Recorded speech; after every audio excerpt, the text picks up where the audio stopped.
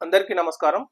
Ukraine ప్రధానమంత్రిగా Yulia డెలెనోస్కీని ఆ దేశ అధ్యక్షుడైన వ్లాదిమిర్ జెలెన్స్కీ నియమించడం జరిగింది.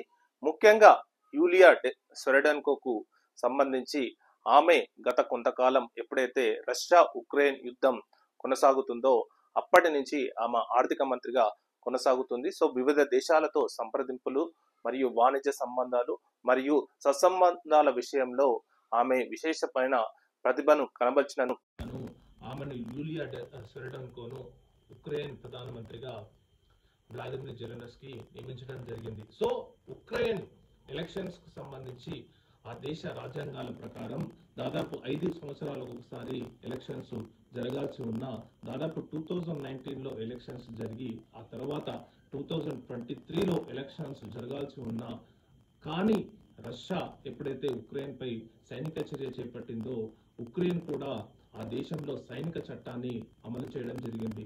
As per Ukraine constitution 177 article ప్రకారం ఎప్పుడైతే ఆ దేశంలో సైనిక చట్టం అమలులో ఉంటుందో ఎలక్షన్స్ అనేది పోస్ట్ పోన్ చేయడం జరుగుతుంది.